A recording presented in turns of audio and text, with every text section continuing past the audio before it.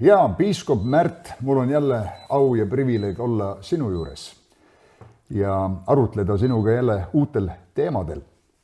Eelmine kord me rääkisime sinu elust ja võin täna siin lihtsalt kokkuvõtvalt öelda, et sa oled olnud pastor, sa oled olnud missionär, piiskop, sa oled muidugi isa, abikaasa, Lootuse küla rajaja, sa oled juht.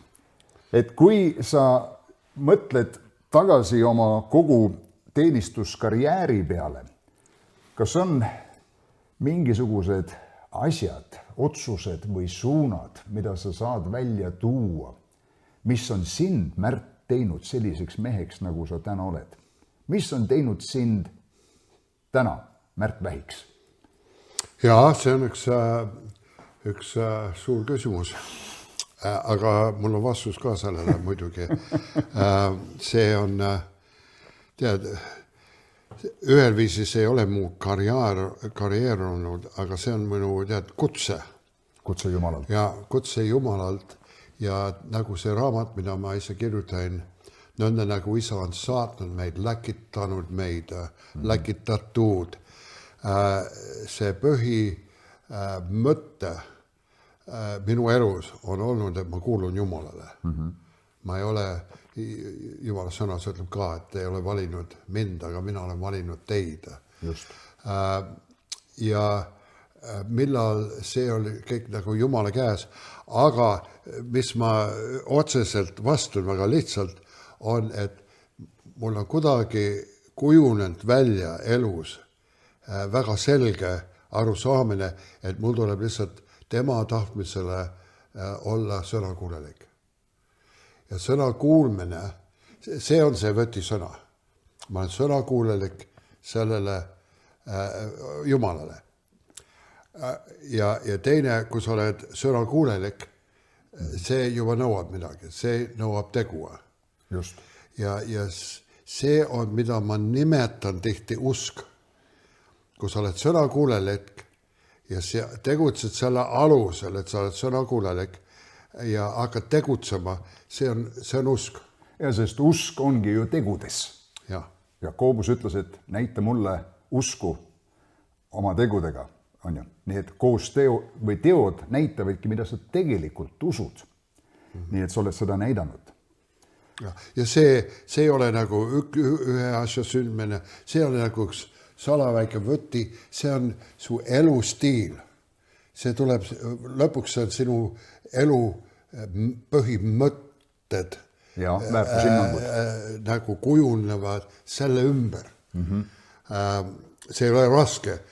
See ei ole, et okei, nüüd Jumal, täna ma pean otsustama, et olla sõnakuulelik. See tuleb nagu hingamine. See tuleb nii automaatselt, ega ma ei mõtle, kas mul tuleks nüüd täna hingata, õhku hingata, ja ära unusta õhku hingata. Ei, sa teed seda sellepärast, et kes sa oled ja kus sa oled. Ja alluda Jumalale minu meelest on, see on, mida sa elad välja, kes sa oled. Aga sa oled ikkagi selle sisse kasvanud oma elu ajal ja kui me täna räägime asjadest ja suhtumistest, otsustest, mis toovad inimeste ellu muutust, me räägime, kuidas inimesed muutuvad, siis no ilmselgelt sa oled ise ka oma usuteekonnal palju muutunud. Ma tean, et sul seal Moldoovia piiri ääres, kus Jumal andis sulle nägemuse, et ühel päeval ta avab Nõukogude Liidu piirid nii laialt, et keegi ei usu, et see on inimese kätega juhtunud. Ja see tuli tõeks. Nii et sul on olnud visiooni, mis on olnud seotud laiema pildiga, ütleme rahvusega. Aga nüüd sinu enda elus, millised asjad on, või ütleme, millised ajad on toonud sinu ellu muutust? Me teame, et kui me töötame teiste inimestega, see ei ole väga lihtne alati, see muutus esile tuleb. Aga kui me vaatame enda ellu, millistel aegadel ja mis asjad meid põhjus nagu panid muutuma, siis kas sa oskad niimoodi puusalt tulistades mõne näite tuua, kus sa ütled, et ma läksin sellest ajast läbi ja see muutis mind või pani mind mõtlema teisiti, ma õppisin ühe uue hoiaku. Vahest on need kriisiajad, vahest on need keegi eeskuju meie elus.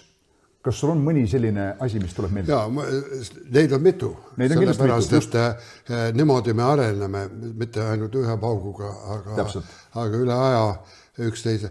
Ja muidugi see algus on tähtis ja minu algus oli see moment, kui ma olin 13 aastat vana ja laudas ma palvetasin seal ja lehmade juures ja loomakarja keskel seal ja heinte keskel.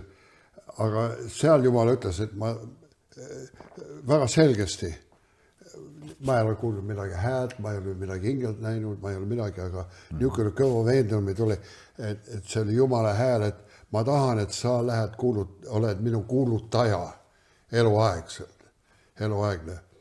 Ja siis ma olin 13 aastat vana ja muidugi, kui see moment juhtus, ma ei vaidlenud, ma olin rõõmus, ma olin tohutu, vau, ma arvasin alguses niisugune poiss jutlustaja.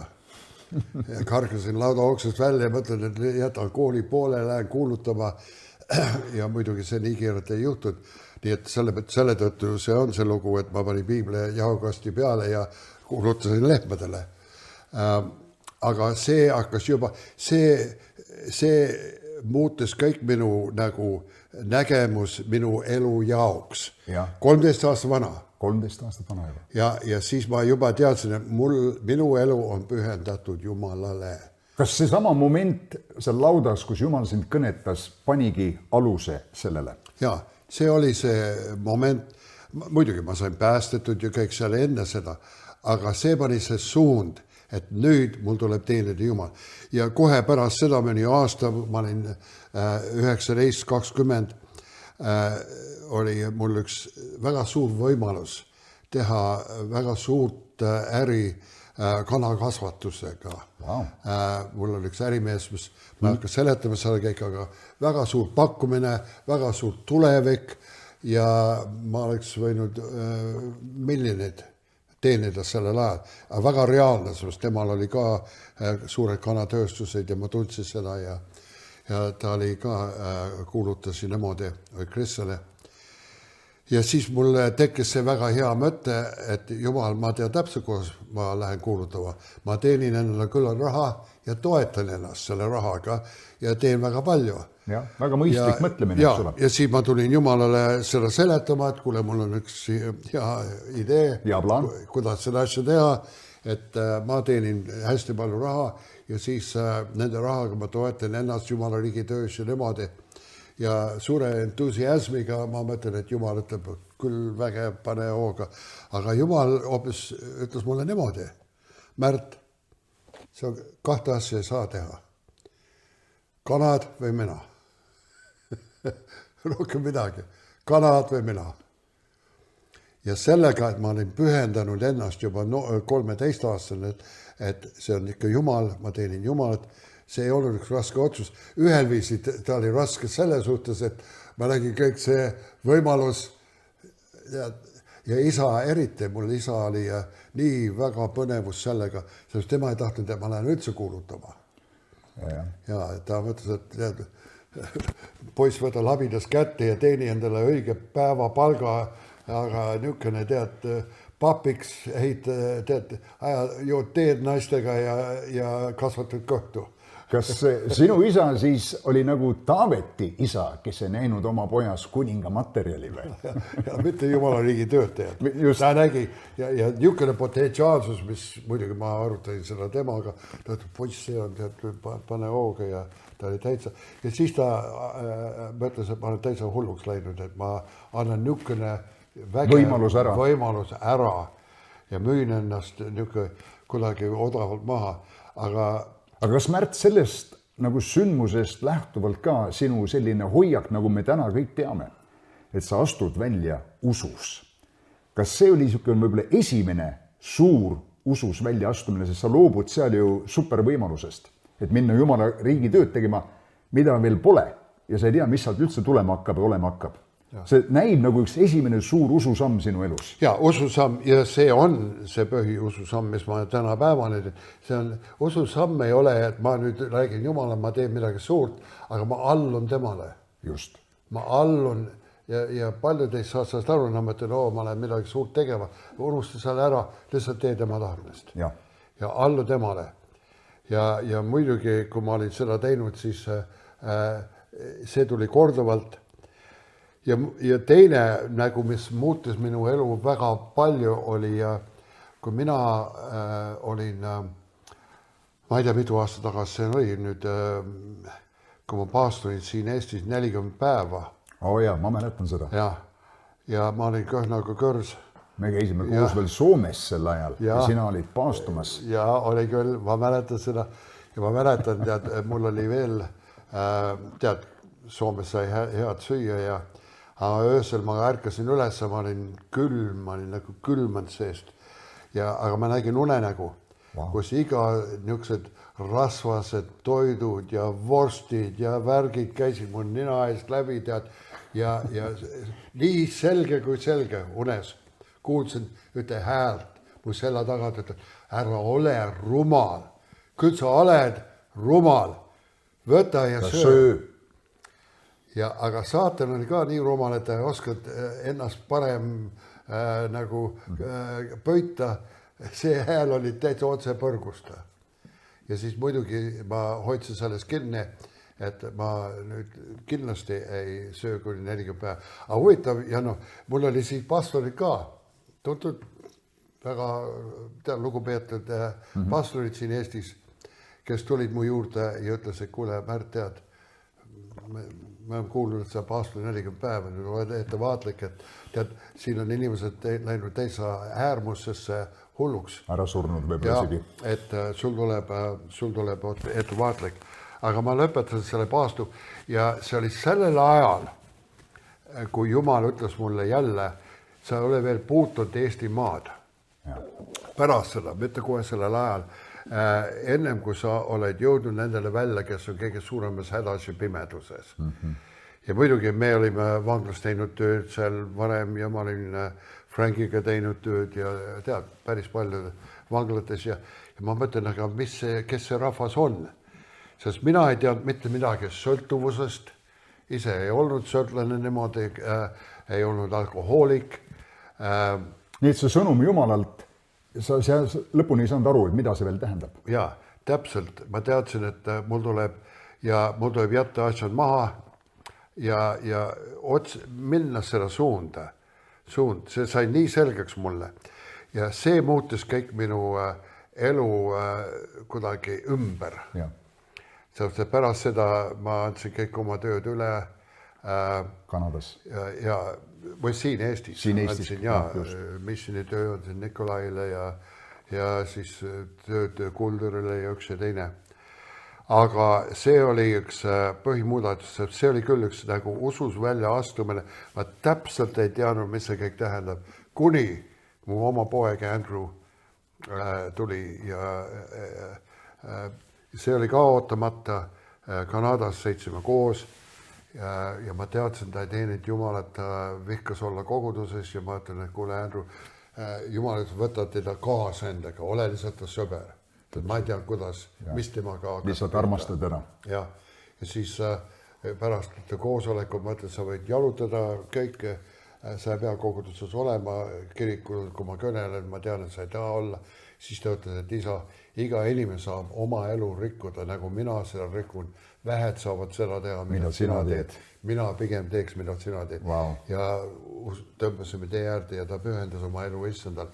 Ja see sama poeg, kes oli ka sõtlane ja läks õppima pärast, oli see, kes siin Laitsemetsas õpetas mulle, kuidas töötada narkomanide kes nad on ja mis nende vajadus on ja kuidas neid aidata ja kõige rohkem, kuidas neid armastada. Just, mida sa oled väga hästi teinud.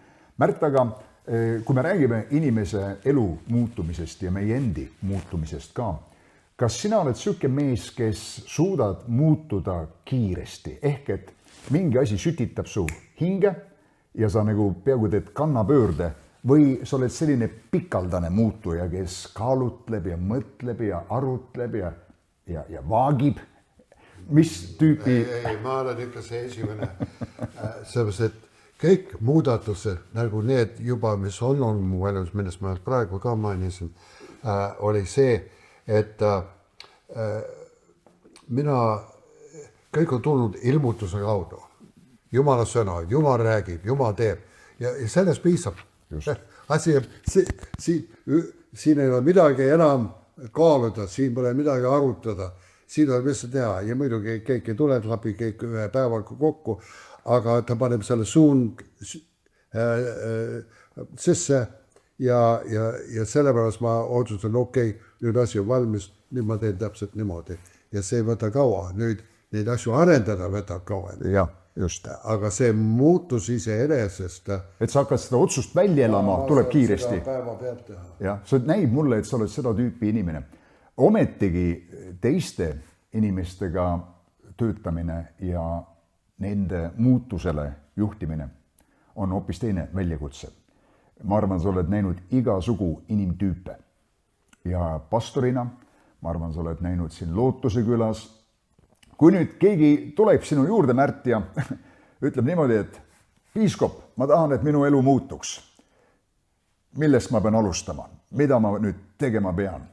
Et mis sa siis üksele mehele või naisele ütled esmalt, et mis hakkab siis tema elu muutma, et mis need olulised asjad on, et meie elu muutuks? Mu kõige esimene küsimus on, mis tuleks muuta? Ja siis järgmine küsimus on, et mis Jumal ütleb selle kohta. Okei. Ja kui ta ei tea, mis Jumal ütleb selle kohta ja sa hakkad midagi muutma, ära muuda midagi, kui sa oled tema suund saanud. Juhtnöörid saanud. Tal on hoopis teise mõtted.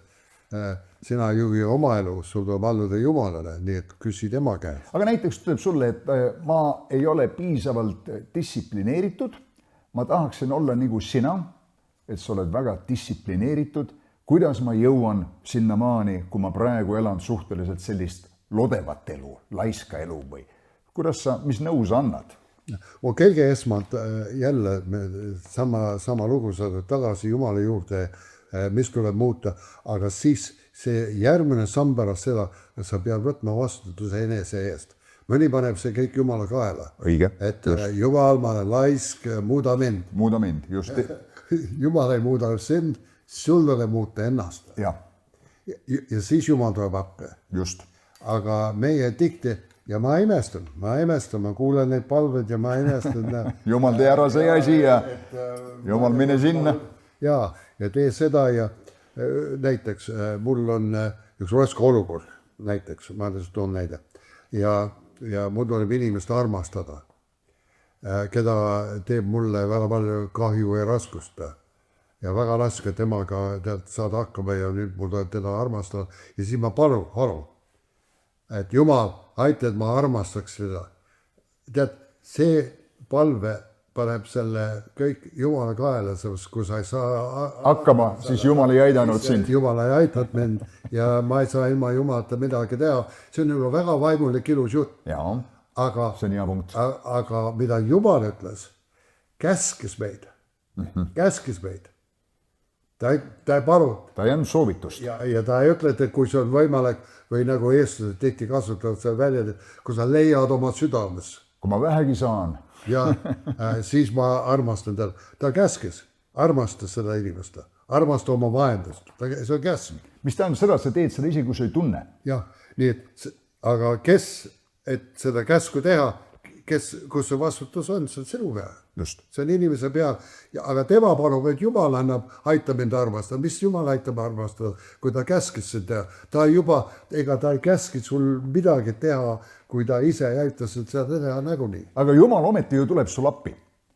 Aga ilmselgelt mitte siis, et tema tuleb, annab mulle tohutu armastuse ja siis ma tunnen sellist vastupandamatut armastust ja hakkan tegutsema. Vaid sa hakkad ilmselgelt tegema samme ja siis selle tegutsemise sees Jumal tuleb sul appi. ja sa paned nägu vastu tuult, mina vastu taevast ja ütled, et nüüd ma lähen ja teen selle asja ära ja siis alles hakkad, aga need on ususammud, kõik on need ususammud. Kõik on, sa oled vägev usumees. Me võime kõik vägevad usumehed olla ja kui me lihtsalt õpime olla sõnakuulelik, võtta vastutus enda peale ja teha seda. Ja just. Aga kui palju ikkagi need muutused hakkavad pihta, Märt, sinu hinnangul meie mõtlemise muutumisest või muutusest?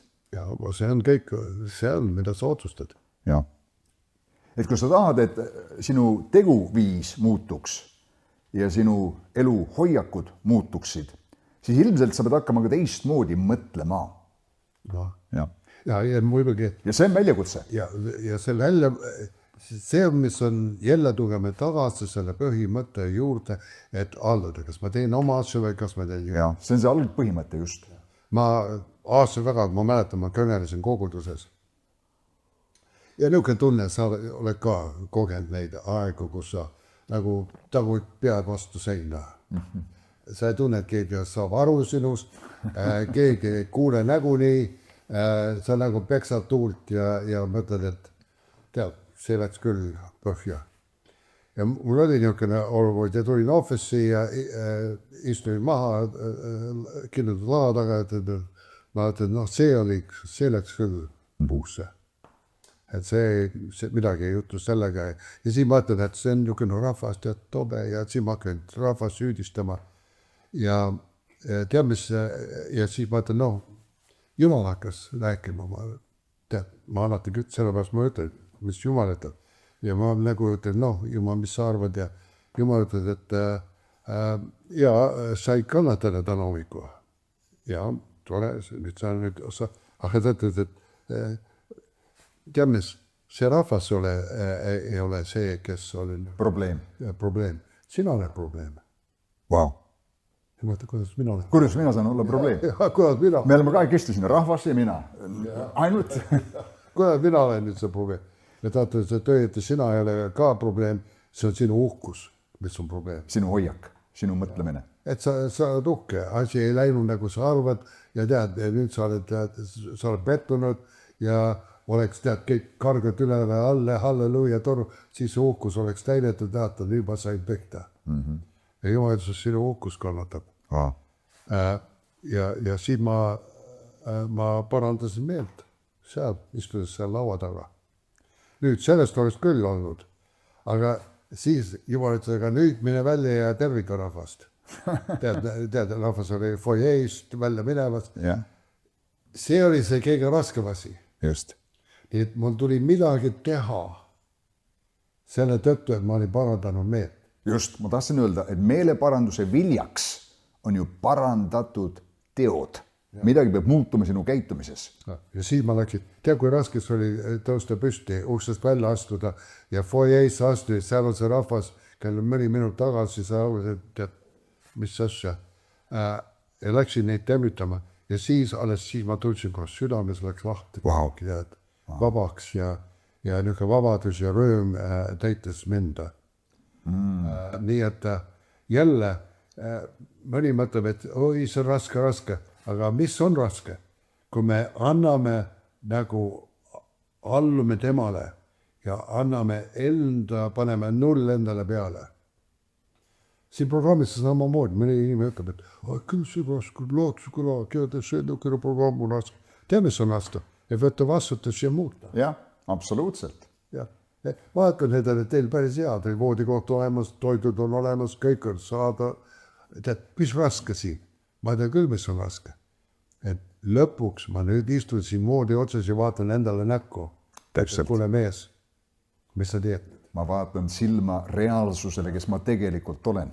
Ja ma ei hakka enam keerutama siin, ma ei hakka petma, ma ei hakka enam mängima selle mängu, kuidas ma selle kuidagi viisi saad sealt programmist läbi ja tean kuade. Nii, et see vastutus, kas sa oled siin programmis või kas sa oled tavaliselt elus kuskil, sa pead võtma selle vastutus enese peale ja olla sõnakuulelik. Ja siis need asjad muutuvad. Ja minu meelest, ma ei tea, mõni ütleb ka, et ma ootan Jumalat. ma näen teda aasta hiljem, koos läheb, mitte kergesti, aga ma ütlen, mis sa siis teed? Ma ootan Jumalat, ma ütlen, et kas Jumal on nii aeglane? Ei, tema on aeglane, ta ootab, et Jumal teeb need asjad tema jaoks ära, mis on tema kohustused teha. Just. Mulle meeldib see kirjakoht, mis ütleb, et mis inimesele on võimatu, on Jumalale võimalik. Mis tähendab seda, kui see asi on inimesele võimalik, siis Jumal ootab, et sa seda teed. Jumal spetsialiseerub võimatute asjade tegemisele. Aga kui see on võimalik, midagi, mida sa saad teha, Jumal ootab, et seda teed sina. Viige, ammutage nendest astjatest seal kaanapulmas, eks ole. Seda nad said teha. Veiniks muuta, seda sai ainult Jumal teha. Aga kõik muud asjad pidid või Laasaruse üles äratamisel, eks ole, veeretage kivi ära. See oli inimesele võimalik. Ja siis pärast seda, kui Laasarus oli üles äratatud surnust, mina mõtlen niimoodi, et Jeesus, kui sa juba sükse võimsa ime teed, 4 päeva mees on surnud seal hauas ja mädaneb juba ja tooda siis sealt välja, sa oled üles äratanud ta ja tõmbada see surilina ka küljest ära. Jumala vägi juba töötab, tead nagu vurr niimoodi, tõmbad üles, see Laasarus teeb sükse tolmuringi seal ja tuleb see surilina ka küljest ära. Seda ta ei teinud, ütles, pääske ta lahti ja laske tal minna. Ainult Jeesus tegi üleloomuliku osa. See oli siin, kui ma ehitasin neid teid siin Lootskülas. Siin ei olnud teid. Siis ma palvetasin ja ütlen, Jumal, kuidas ma neid teed ehitan, tead.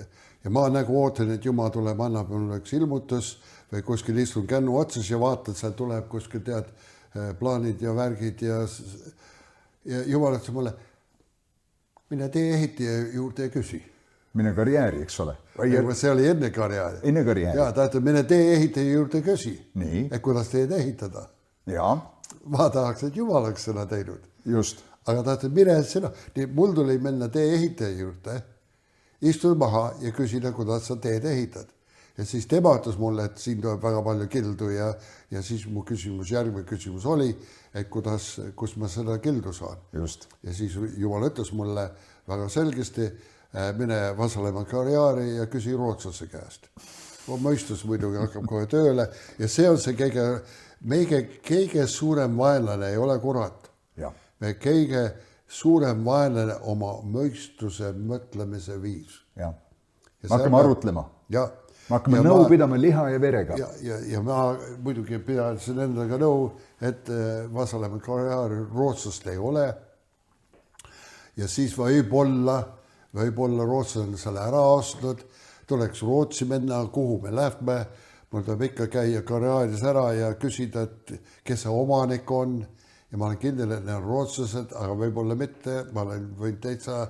Kas see fakt, et see oli rootslaste omanduses, see info tuligi sulle palves Jumala instruktsiooniga. Sa ei teadnud see loomulikult. See õieti ei olnud isegi palves. Palve on vähe imelik. Meie palve küsime, aga ma võin jalutada siin. No suhtleme siis Jumalaga, jah? Ja, suhtles Jumal ütles mulle, et mine Vasalemma karjääri ja küsi rootslase käest. Nii et see, et küsida rootslast tuli selles osaduses Jumalaga ja sa ei teadnud mitte midagi loomulikult. Ma ei teadnud mitte midagi. Ja siis mulle Henry küsis, oled sa kindel? Ma ütlen, ma ei ole millegis kindel. Aga läheme sinna, muidu me ei tea. Astuin office sisse, küsin, ma ei julge rootslast küsida, kus see rootslane on. Ma küsin, kus on ülemus. Ja nad, et ülemus läks uksest välja alles, aga ma annan telefoninumberi ja nimi ja siis te võite ise võtta ühendust. Ja siis ma võtsin paberi kätte ja vaatan uskumata Jan-Erik Österlund. Oh my goodness. Oli see või mitte ülemus. Ülemus, jah. Ja õieti Nordkalk, Soome firma oli seal ära ostnud. Nii et see ei olnud isegi rootslaste oma, aga tema oli Rootsi manager. Nii, okei. Ja siis tema käest me saime kokku. Küsi rootslast. Nii et väga täpselt. Aga muidugi, kui ma leidsin, et Jan-Erik Österlund, siis muidugi mul oli usku küllalt. Aga sinna jõuda ja saada nõudes esmalt ma lähen küsin, kui palju kivi mul on vaja, tee heidega ja siis minna otsida see kivi ja ole julge küllalt minna Vasalemma karjääri ja tea. Ja nii, et need teed täna siin on tänu sellele, et sa olid sõnakuulelik, sa hakkasid pihta asjaga, see muutus siin ei juhtunud iseenesest. Ma tean täpselt, mida sa silmas pead. Oleks seal olnud paar koormat, aga seal oli 4700 kamassineid kildu ja kivi. Ja ma kujutan ette, kuidas me istume ja mõtleme, et jumal, noh, las keegi helistab mulle, las keegi pakub ise, tead, ma tulen, aitan sul ära teha selle asja. Aga tihti just see ime on nagu teispool seda ususammu, et sa hakkad asjaga tegelema. Aga Märt, kui siin minna selle Lootuse küla teedest kaugemale ja rääkida jälle inimeste eludest, siis mida sina oled leidnud, et on kõige suuremad takistused meie muutumise teel? Sa nimetasid oma mõistusega arutelu, nõu pidada liha ja verega. Aga kui sa vaatad siin Lootuse külas, mehed ja naised, kes on selles programmis, siin on olnud kindlasti paljud, kes on edukalt lõpetanud. Siin on paljud, kes on kiusatust tundnud poole peal järgi jätta, ma usun. Siin on need, kes on ära läinud võib-olla paari nädala pärast ja mõni võib-olla paar kuud peab vastu. Et mida sina kokkuvõtvalt võiksid öelda, mis on need takistused, miks nad ei läinud sellest muutumisest läbi, miks nad alla andsid, mida nad leidsid vabandustena, et nad ei saa jätkata? Miks nad ei muutunud? Keegi esmalt nad teavad kõik, et nemad peavad ise tahtma muutma. Esimene asi, sa pead tahtma ja muidugi, saada muudetud. Aga teine asi, kui palju nad õieti usuvad Jumalat ja usaldavad Jumalat. Nii et see on võtmeroll. Jah, et kui ma usaldan Jumalat, siis kõik, mis vajab juhtuma ja muidugi see on väga palju või need tulemused on väga raske näha, eriti kui sa ei ole selle usus kasvanud üles ja niimoodi. Et kui palju ma usaldan Jumalat, kui palju ma usaldan neid, kes juhivad mind ja õpetavad mind siin ja niimoodi. See nõuab usku, jälle tagasi usku. Nii et sa otseselt ei tunne Jumala sõna, aga kui palju ma isegi ütlen, et Jumal, ma tean, et sa oled olemas ja ma tean, et sa tahad aidata mind nüüd. Ma võtan kätte ja sinu abiga ma muudan oma elu. Ja kui see ei ole olemas, siis nad kuidagi proovivad kas ise oma pingutusega muuta midagi. Mis ei ole piisav. Ja mis ei ole piisav. Nad ei luba keegi teist aidata neid ja nad nagu mõtlevad, ega kristlased mõnikord ei ole teistsugused. Nad nagu tulevad ja istuvad kännu otsas ja ootab, et midagi maagilist juhtuks. Ja. Ma ei tea, mis tuleks juhtuda, aga midagi peaks juhtuma. Ja, just. Ehk et teisisõnu nad ootavad mingit imet väljaspool iseennast, on ju.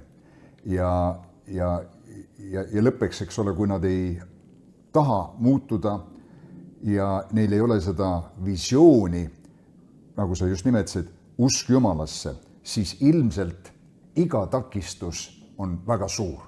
Ja kui sul on nägemus, et ma olen siin ja ma ei lähe siit enne minema, kuni see aasta on tehtud ja mu mõtlemine on muutunud ja ma hakkan teistsuguseid harjumusi oma elus praktiseerima, ma hakkan mõtlema teistmoodi, ma arendan endale uued väärtushinnangud ja ma lähen läbi sellest elumuutusest, et siis tegelikult kõik need takistused muutuvad väiksemaks, kui sul visioon on olemas, et ma usun temasse ja ma järgin tema plaani. Ja see on üldse elus niimoodi, kõige asjadega. Just. Et kas ma olen valmis pühendama, usaldama Jumalat, et olukorrad üldse on kõik vastupidi, asjad ei paista, et nad liiguvad asjad, aga ma hoian sellest kinni ja muidugi see on, kus meie osadus Jumalaga peab olema kindel ja kuulda Jumala häält, aga Jumala sõna. See on väga tähtis, siin üks kirjakoht, mida ma tahtsin jagada. Ja see on Filiplastele. Oota, see on teine Peetruse 1.3. Teine Peetruse 1.3, üks lemmik salm mul. Ja seal ütleb, tema jumalak vägi on meile kinkinud kõik. Ja ma olen tavaliselt rääkinud, kui palju kõik. kui palju on kõik on kõik, kas sa midagi lisada saad kõigele, ei saa, kas sa saad midagi ära võtta kõigest, ei saa. Nii, et kõik, mis on vajalik eluks. Ja Jumala kartuseks. Nii, et tema on mulle juba kinkinud kõik, mis mul on vaja eluks. Kas ma usaldan teda või kas ma tahan ikka nuputada ja kruttida ja keerutada siin, et kuidagi midagi juhtuks, mida mina tahan. Ja kui sa ei ole allud temale muidugi, siis me krutime eluaeg midagi saada, midagi teha. Aga kõik, mis on vajalik eluks ja vagaduseks, kuidas tema tundmise kaudu. Ja see on see osadus, tema tundmise kaudu, kes meid on kutsunud oma enese kirkuse ja väärikusega. Nii et see on tema töö, tema tegu, aga meie tihti võtame rooli kätte ja seletame Jumalale, kuidas see asi peaks käima ja mida tema peaks tegema. Ta on meie abi roolimees, nüüd tule nüüd, tead, kui mul on siin vaja, siis ma annan rooli üle, aga teen niimoodi, nagu ma käsin siin. Nii et see kõige suurem ja olulisem muutumise faktor siin Lootuse külas meeste ja naiste eludes on nende isiklik suhe Jumalaga, usk Jumalasse.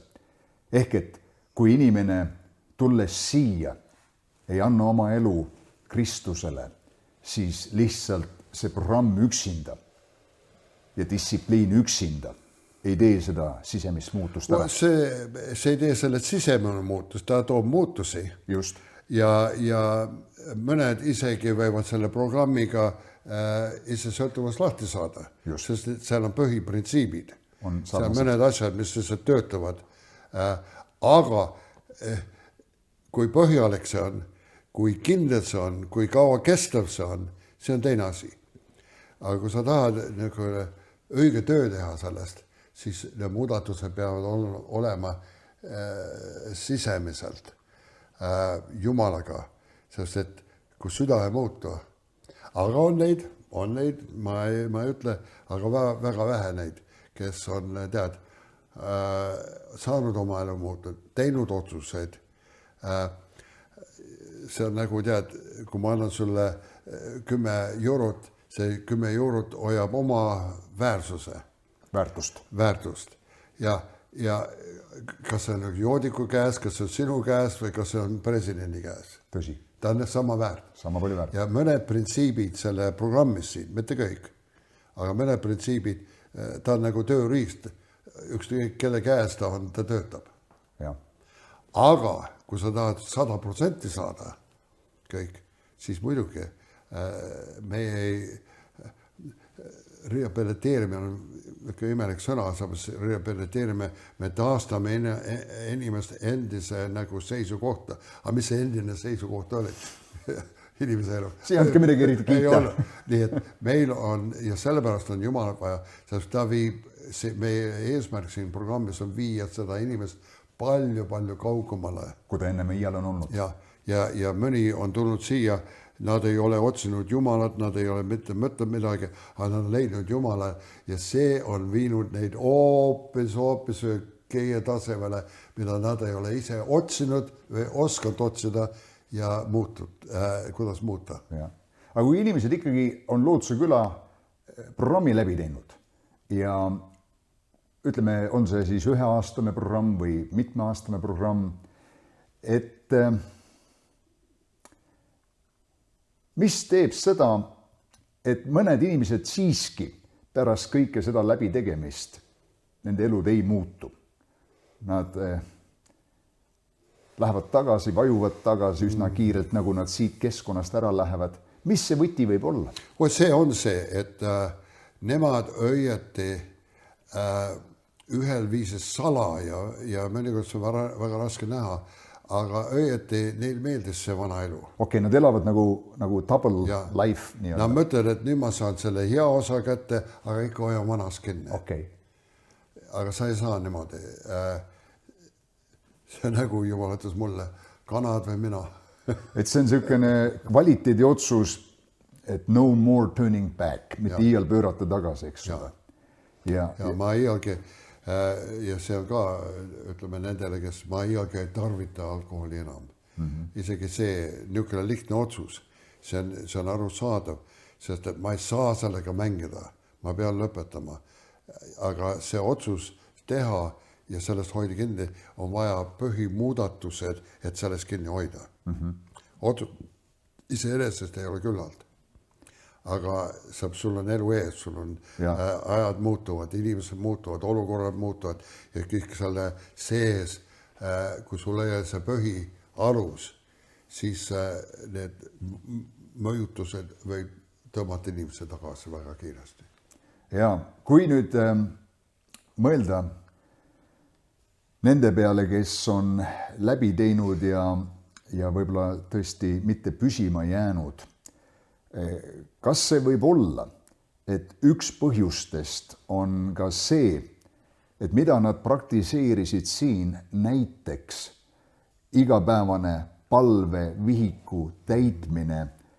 Nad tegid seda, kui nad olid siin, see keskkond toetas neid ja kui see keskkond muutus ja nad enam ei jätkanud selle igapäevase muutumise protsessiga, sest me petame ise endid ju. Me arvame, et nüüd me oleme mingi aja olnud vabad ja et need eelnevad otsused ja eelnev panus on piisav, aga kui ma ei vala peale iga päev seda pühendumist ja ei toida seda head osa endast, siis ilmselt võib olla see üks võti, miks inimesed ära langevad. Mis teie kogemus on, et kas sellel on üks oluline roll sellel igapäevasel palvevihiku täitmisel ja teiste sõnadega Jumala hääle kuulamisel? See on nii vajalik, et nad teevad seda edasi. Sa paned autole õli sisse ka ja paned ja ütled, okei, aga 10 aastat tagasi ma panin talle õli.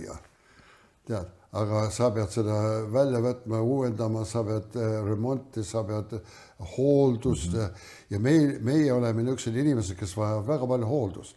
Vaimselt, füüsiliselt, mentaalselt, psühholoogiliselt meie vajame hooldada, me tuleb kaitsta tööd ja muidugi me anname need tööriistad nendele kätte, need on tööriistjad, millega nad siin ja ütleme, et see palvevihiku täitmine, mina teen seda iga päev täna hommiku ma täidan aastad, ma olen seda teinud aastaid ja keegi ütleb, et kas see on nüüd okei, ma käisin kuskil programmis, ei ole. Ma tegin seda enne, kui üldse Lootuse küla programmi oli olemas. Ma teen seda täna. Miks? Sest, et need asjad, mis ma varem rääkisin, et ma kuulsin Jumala häält, et Jumal rääkis mulle. Kui ma ei teeks seda iga päev, see on nagu trenn, kui ma ei teeks seda iga päev, kas ma olen ükskõik, kas ma olen viiuldaja ja kontsertviiuldaja, ma pean iga päev. Ja, harjutame heliredelit. Ja mina harjutan Jumala hääle kuulamist iga päev. Wow. Ja see hoiab mind osaduses Jumalaga ja kui sa oled osaduses Jumalaga, see on väga raske langeda tagasi. Aga mõni teeb siin asjad ära, ta lõi pihta, ta sai asjale pihta, aga nüüd programm on lõppenud, ta läheb tagasi, ta ei lähe kogudusse, see on ta jääb üksinda ja siis tuleb kiusatus, et ta on üksinda, siis ta mõtleb, et mis see üks kord on ja lõpuks ta on tagasi seal, sest tema ei ole ja ma olen tihti ütlenud, et kui me tahame ennast käia Jumalaga ja mitte pattu teha, ütleme, ükskõik mis see on. Ma olen meestele rääkinud niimoodi, et kui on probleem pornograafiaga, siis ära pane seda seina peale, et ei tohi vaadata ja teha endale terve reeglid, sest kõik, mida sa paned kinni, ja sa kindlasti teed. Kui sa ütled, ei tohi, siis sa teed. See on inimene, aga kui sa leiad midagi kõrgemat, suuremat, et asendada seda. Ja muidugi mina olen kõva, ma usun kõvasse sellesse, et ma olen juba 70 aastat rääkinud võõrtekeeles. Ja võõrtekeele rääkimine, piibel ütleb, kui sa räägid võõrtekeele, sa ehitad ennast üles. Ja ma olen meestele siin õpetanud seda. Miks? Et see on üks nelipühi asi, ei ole. Seepärast, et ma ütlen, kes vajab siin ennast üles ehitada? Ja siis kõige parem viis on, et rääkida võõrtekeeles. Kas enamus Lootuse küla mehi ja naisi siis on ristitud püha vaimuga ja räägivad võõrates keeltes. Mitte kõik. Mitte kõik. Ja, aga seda tuleks rohkem. Te õpetate seda. Mina olen see üks, kes kõvasti rõhutan seda, õpetan seda ja palvetan koos nemaga. Ja ma mõtlen, et ja näiteks, mine räägi 15-20 minutit, isegi 10 minutit võõrte keeles ja siis mine tee arvuti lahti ja proovi pornograafiat vaata. See ei tööta enam. Sest see midagi on täitnud sind, mis asendab seda, mis hävitab sind. Ed Cole ütles niimoodi, et korda saatmise patud algavad pihta tegemata jätmise pattudest. Midagi, mida sa enam ei panusta, enam ei tugevda, enam ei kinnita iseennast ja siis sa leiad ennast olevat haavatavana, nõrgana, allumaks nendele asjadele. Ja piibel ju ei ütle, et need Aleksandros ja Hymenaios ja kes need seal olid, et need langesid pattu ja siis ütlesid, et mida nüüd enam usuga peale hakata. Laseme selle usuga minna, vaid piibel ütleb, nad taganesid usust esmalt ja siis tegid laeva huku. Nii et see ei ole, et sa lähed põhja kogu oma põnevusega issandast ja sa oled palvetad iga päev keeltes ja vaid sa tegelikult jätad ära õiged asjad ja siis tasapisi valed asjad tulevad selle asemele. Muuseas, kui ma käisin aastaid hiljem Tanklini laagris Floridas, Okeechobis, ma käisin seal esimest korda 92. aastal koos paari mehega, üks naisterahvas ja käisime seda programmi õppimas ja Frank kutsus mind sinna seda õppima tänu sellele, et sa tulid Frankiga turba meie suvelaagrisse. Mina sain Franki tõlgiks ja hiljem Frank arvas, et ma võiksin tulla sinna ja õppida siis kaplaniks ja kõik muud asjad, eks ole. Ma tulin tagasi Eestisse ja siis ma sain hoopis pastoriks. Nii et see, aga hiljem ma käisin vanglatest tohutu palju siin piirkonnas ja see, mida ma õppisin, seal oli oluline. Aga kui ma läksin mitu aastat hiljem Tanklini laagrisse lihtsalt külla, ma sattusin sinna lähedale, mu sõbrad olid valmis mind sinna viima, ma arvan, see võis olla sükene võib-olla 7-8 aastat hiljem ja Mickey Evans oli juhtumisi ka seal sel päeval, ta oli juba tunduvalt muidugi eakam ja siis istusime maha. Nüüd Mickey Evans oli üks suur armastuse mees, tõeline armastuse mees, nagu sinagi, aga omal viisil, eks ole, ta oli endine baptisti jutlustaja ja ta alati küsis sükse küsimuse, et kas keegi on sulle juba öelnud. Ja see, mida öelnud, eks ole, eesti keeles ka kõlab umbes niimoodi, et oi, kas keegi on surnud või? Ma ei teagi, mis juhtus. Vaid ütles, et kas keegi on sulle öelnud, et armastab sind? Ei ole. No ma ütlen sulle, ma armastan sind, eks ole. See oli siuke igapäevane asi seal. Aga ta küsis minu käest, et kas sa ikka täidad palve päevikat. Ja inglise keeles on see daily moral inventory. Kas sa mõõdad oma iseloomu jooni ja oma vaimulikku temperatuuri.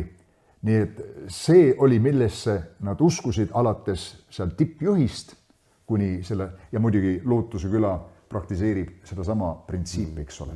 Ja, see on üks meie põhi ja see on osadus Jumalaga. Ja kui sa oled osadus Jumala, sul tuleb temaga suhelda, rääkida. Ja mitte ainult rääkida, aga kuulda. Täpselt. Ja seda me õpetame ja tead, mõnikord üle kivile känduda, mõni ei oska midagi, aga lõpuks väga paljud, väga ilusti, mis Jumal ütles sulle ja nad loevad seda maha ja ma mõtlen, et see ei tulnud nende peast. Wow. Vägev. Aga kui nüüd korra rääkida sellest keskkonnast, kui palju mängib rolli see keskkond muutumisele? Me oleme arutlenud siin distsipliinist, igapäevane palve, vihiku täitmine. Aga kui palju mängib see armu näitamine, armastuse näitamine inimeste vastu seda rolli, et nende elud, see aitab kaasa nende muutumisele? Sest Lootuse küla on ka üks armastuse küla, mitte ainult Lootuse küla ja usuküla. Aga see on äärmiselt tähtis minu meelest ja mis see viga on, Janno, et see maailma mõju kuidagi viis, seda ei tule nii agressiivselt sulle kaela, ta tuleb pisihaaval ja väiksed asjad muutuvad ja lõpuks see, mida me kaitseme, me alles rääkisime ka sellest, et lõpuks nendele, kes tegutseme siin, lõpuks pisihaaval ta satub töökohaks. Ma käin tööl, ma aitan neid inimesi, ma teen ametiks. Ja siis ma käitun nende inimestega ametlikult, ma täidan kõik ära, ma teen ABC valmis, ma näitan talle, mis tuleb teha ja lõpuks ja mina märkan seda muidugi ja siis, kui sa hakkad kelle nagu meie töötegija või keda korrigeerima, kuule, tead,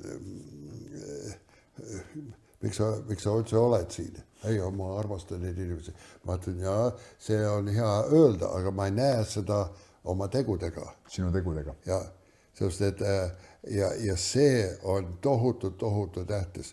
Ja need teod ei ole alati see, et ma palvetan kellegega. Nii palju kui võimalik, mina teen seda siin. Ma käin söögisaalis söömas, mitte et naine ei saa siin toitu teha. Tema tuleb ka kaasa tihti ja ma söön seal. Sa oled meeste ja naiste keskel? Ma olen nende keskel. Ma võib-olla ei pea midagi rääkima isegi. Aga sa näed. Aga ma lihtsalt olen ja seal. Ja nüüd, kui ma küsin enne käest, miks sa käid söögisaal, ma ei käi sealt, sest ma tahan, mul on nälg või tahan midagi endale süüa.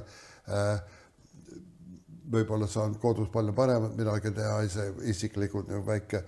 Aga ma olen seal, et ma lihtsalt oleks nendega. Et nad näevad sind, sina näed neid. Ja samas ma siin tunnis ja siin teenistustes pühab hommiku. Ega mina ei lähe iiagi sinna, et ma nüüd saaks midagi. Ma saan väga palju, sest ma lähen jälle vaatama, kuidas ma kinnitan. See, kes jutlustab, ta jutlustab esimest korda elus. Wow. Ja see kõne, tead, sisu ja niimoodi, tead, see on lapse jutt. Aga mulle on see nii tohut põnev, sest ma tean, kes räägib. Ja. Ma mäletan, kui tema tuli programmi. Just. Ma mäletan need muudatusid tema elus ja siis ma vaatan pealt ja ütlen, vau, see oli vägev kõne. Ja. Sest ma tean, kelle suusse tuli. Just. Kelle südamesse tuli. Just.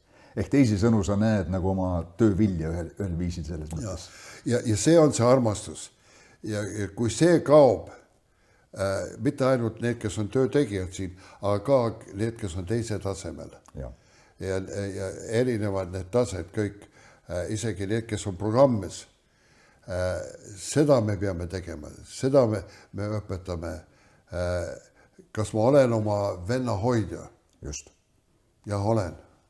Ja kui mina näen, et temal hakkavad asjad viltu minema, sellepärast me ei vaja siin tead kaamerad üleval ja tead piksilmad vaadata, kus keegi läheb ja mis nad teevad, sest et nad hoiavad üht teist. Sest ma armastan oma venda küllalt, et ma ei luba, et tema teeb seda valesti. Või hakkab midagi sala petma või midagi. Siis ma tõmban ta kõrvale, ütlen, kuule vend, tead, mitte mina, aga need mehed, kes on programmis, tead, kas see on õige, mida sa teed? Nad kutsuvad vastutusele. Teda korrale, just, võtavad vastutus. Muuseas. Ja see peab armastuse alusel olema, kui see ei ole. Absoluutselt. Ja see on õige armastus. Just. Ma võtan vastutust. Muuseas, seal Tanklinis nad praktiseerisid sellist asja nagu sotsiogramm. Ja ma olin mõningatest nendest osa ja nägin seda ja ühe korra oli seal ringi keskel Franki enda poeg. Franki poeg oli sel ajal ka pahuksis asjadega. Ja kuigi Frank ise oli vangla teenistuse selline juht ja tuntud mees, tema pojal ei olnud kõige lihtsamad ajad sel hetkel ja ta istus seal keskel ja seal ümber võis olla sükene 50-60 meest selles söögisaalis ja siis kõik mehed, kes seda Franki poega adresseerisid, sest oli programmis, ilmselgelt oli mingisugused suhtumised, mida nad märkasid temas, mis ei olnud õiged. Aga nad alustasid pihta niimoodi. Ma ei mäleta isegi ta nime praegu peast, aga ütlesid niimoodi, et no ütleme näiteks Rodney. Rodney, I love you. Ma armastan sind. Aga ma olen märganud mingeid asju ja minu arust see käitumine ei ole kohane kristlasele, ei ole õige. Ja kui nad lõpetasid just samamoodi, ma armastan sind, Rodney. Ja. Siis järgmine, keegi ütles, mul oli ka mingi asi, mis ma tahtsin juba tükk aega rääkida ja ma olen sulle rääkinud ka, aga nüüd ma tahan veel üle öelda.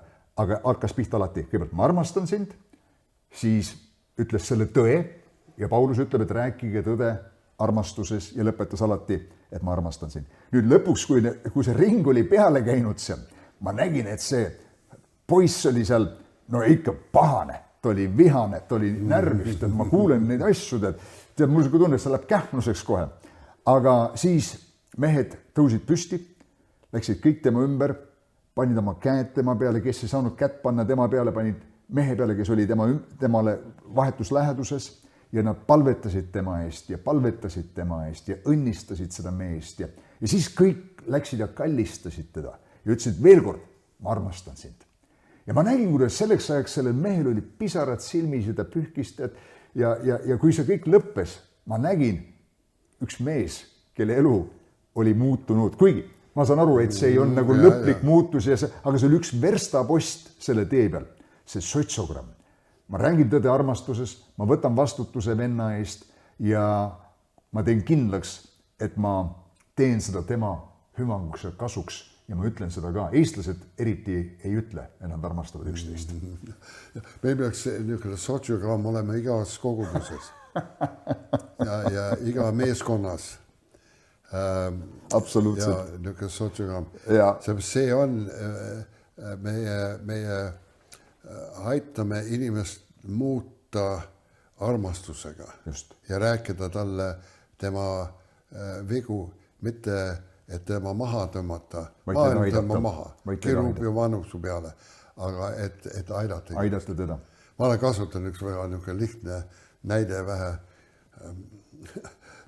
See on nagu kui ma lähen rahva ette seisma ja ma hakkan kõnelema, mu puksi lukk on lahti. Oh my goodness. Tead, ja keegi ei ütle mulle midagi. Ja.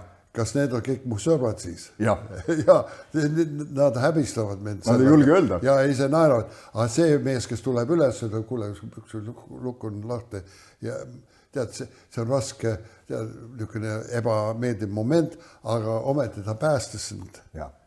Ja niimoodi ma ütlen meestele, et kui sa räägid inimese tõtt, see ei ole, et sa näitad ta viga, sa aitad meest. Absoluutselt. Et ta ei lange suurema häbisse. Ja, minu elus on olnud ju ka mõningad momente ja ma mäletan ühte korda, kus sa tulid, ma elasin siis teises majas veel selle tähemajas tol ajal ja ma olin midagi kokku keeranud, mis ei olnud õige. Ja. Ja sa tulid rääkima minuga ja see oli armastuses räägitud ja sa kohtlesid hiljem mind armastuses ja on olnud veel kordi, kus sa oled mind armastuses korrigeerinud ja näidanud välja mõningad võib-olla suhtumised ja hoiakud, mida ma ise ei osanud märgata ja võib-olla sel hetkel, kui ma neid asju kuulsin, ei pruukinud meeldida mulle. Aga ma olen sulle tänulik, et sa oled minu ellu tõde rääkinud ja ei ole kartnud nagu sellest, mis võiks juhtuda meie suhtega, aga sa oled teinud seda armastuses ja sellepärast on olnud mul kerge seda tõde enda kohta vastu võtta ja see on aidanud mul muutuda pisut paremaks. Ma veel olen muutumise teel, eks ole, ja sa oled alati tere tulemast minu ellu tõde rääkimaks, sest mul on parem, kui keegi paneb nii-öelda vaimulikult rääkides jalaga tagumikku ja ütleb, kuule, mis värk toimub, kuule, kus sa liigud, eks ole, kui see, et plaksutab, naerab kaasa ja laseb mul kuristikku libiseda. Ja, täpselt.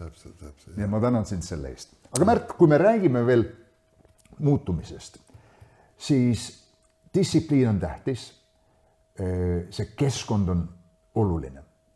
Aga kuidas ma balansseerin seda, mida ma nõuan inimestelt ja ootan, et mingid asjad juhtuks sellega, et anda maad Jumalale tegutseda tema elus. Jeesus ütles, eks ole, mina tegutsen või töötan ja minu isa töötab ja Jumal töötab inimestes. Kas on vahest, et me oleme ka liiga tormakad ja me ei läbe ära oodata, kui see muutus ka inimese seespidi sünnib. mina noore juhina püüdsin nii kiiresti paika panna inimesi. Aga nüüd ma ka vaatan seda, kuidas Jumal töötab nende elus. Vahest tuleb mõni inimene kogudusse ja mõni kohe ütleb mulle, kuule, kas sa tead, et nad elavad nii ja nii, et neil on seal veel vaba abielu. Ja ma tean. Aga las Jumal tegutseb nende elus. Nad just tulid, nad on noored kristlased alles. Kuidas teie balansseerite siin Lootuse külas seda, mida Jumal teeb ja see väline distsipliin? Siin on muidugi vähe kergem neid, sest meil on oma reeglid ja lihtsalt selle tõttu, kui niisugune kamp on koos, siis ega sa ei saa oodata, et igaks nüüd on veendunud, et ma peaks seda tegema või mitte. Nii et meil on oma reeglid ja asjad. Ja need on peaasjad. Aga mul on see kõige suurem väljakutse on tihti need, kes palju on anneks antud, nõuavad hoopis teised, annavad palju vähem armu nendele, mida nad ise said. Okay. Nemad on need kõige rangemad teistel nõudma asjad õigeks. Ja nagu see piiblilugu, kes ei 1000 talenti andeks ja 10 000 talenti andeks. Ja tavaliselt see on see probleem. Mul on rohkem seda võib-olla ka seda süda lubada ja mitte lihtsalt karistada inimest. Meil on mitu olukorda tulnud, kus tead, aga istume maha, töötame. Ma ei tõmba teda kohe maha, ma ei pane reeglit, et nüüd sa kaotasid need privileegid ära, sa ei tohi enam kaupluses midagi osta see kuu, sellepärast, et sa tegid midagi valesti. Aga las ta olla, aga töötame selle probleemi kaua. Ma pigem lähen küsin ta käest, et mis sa arvad, et mis tuleks muuta, et mis läks valesti sinu meelest. Ja proovime selle põhijuur üles leida, et inimene saaks muuta.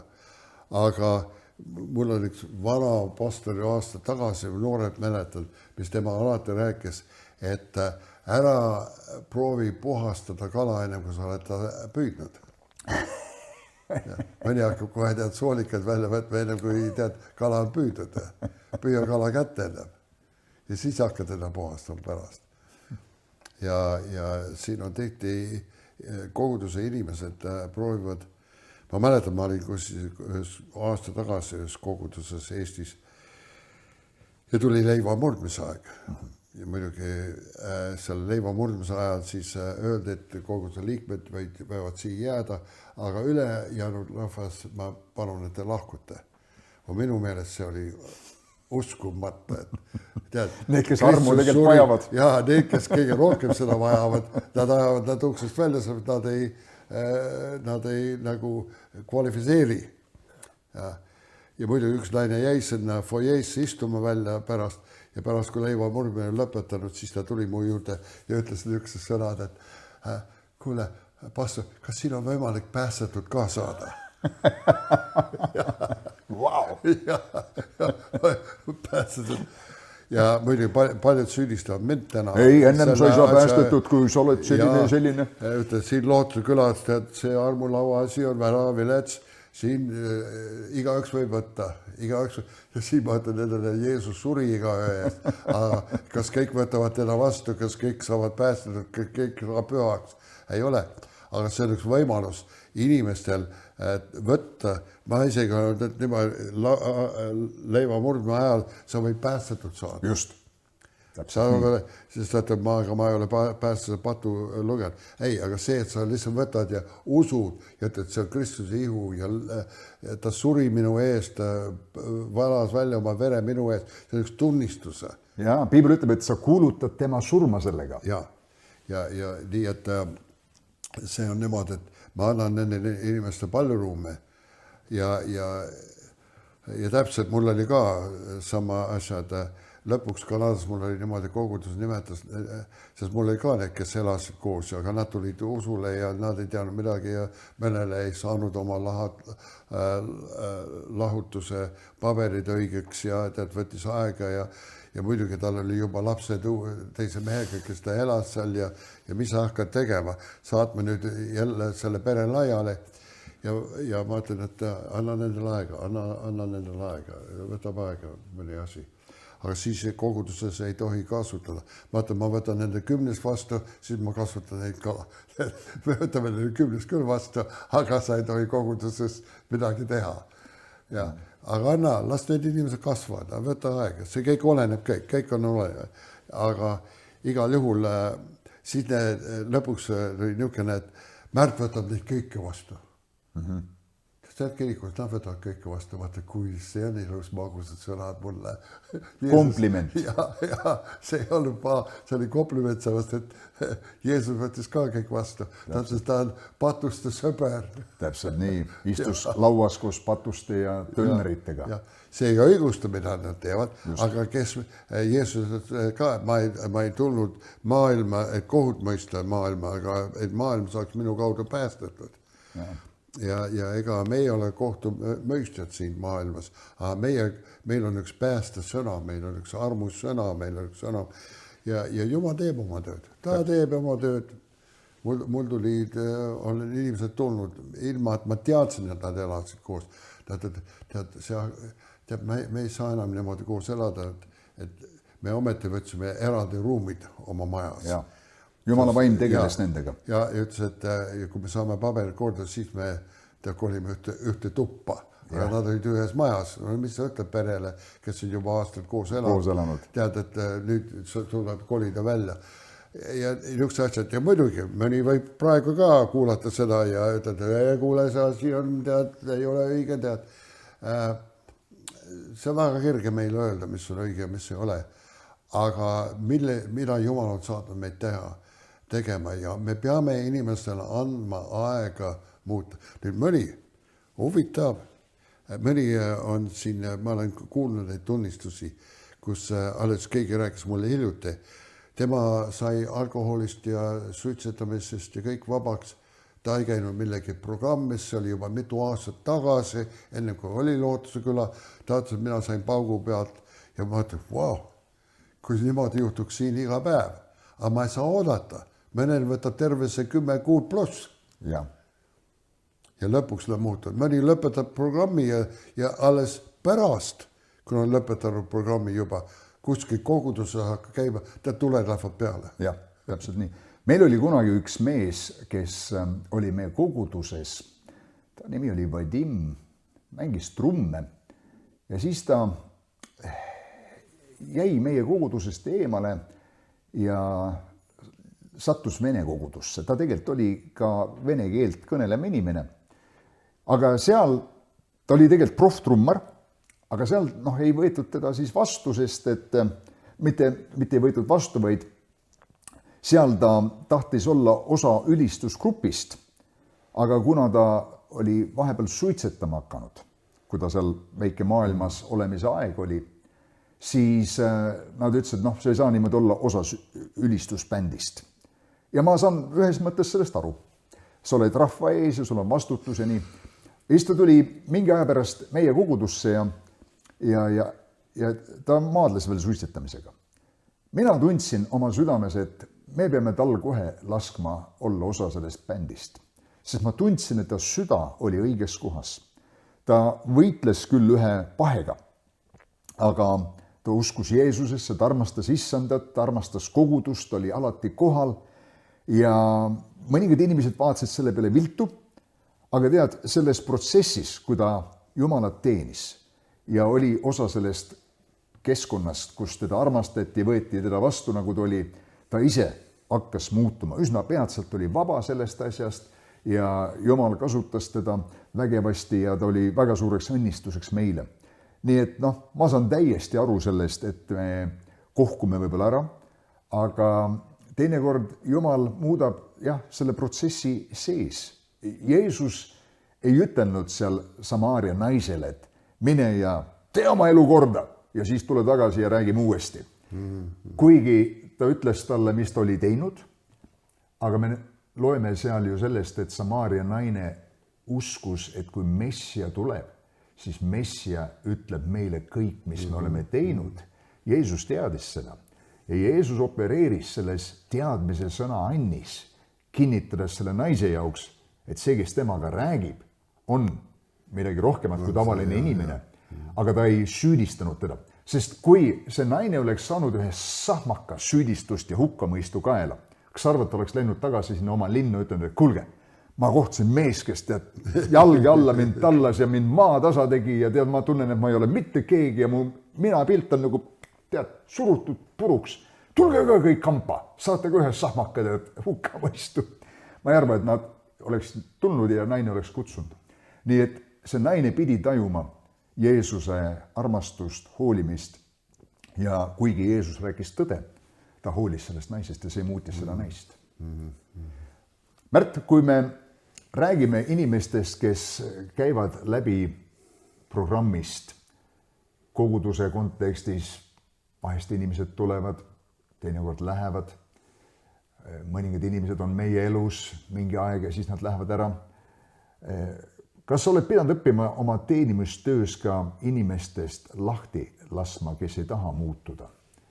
Ja kui keeruline seda on emotsionaalselt sulle teha, kui sa oled pühendunud, ütleme, pool aastat kellegiga ja siis ta lihtsalt kõnnib minema. Kas sa põed seda mõnda aega või kuidas sa sellega toime tuled? Vot see, jaa, sul on täis õige, et sa märkad seda.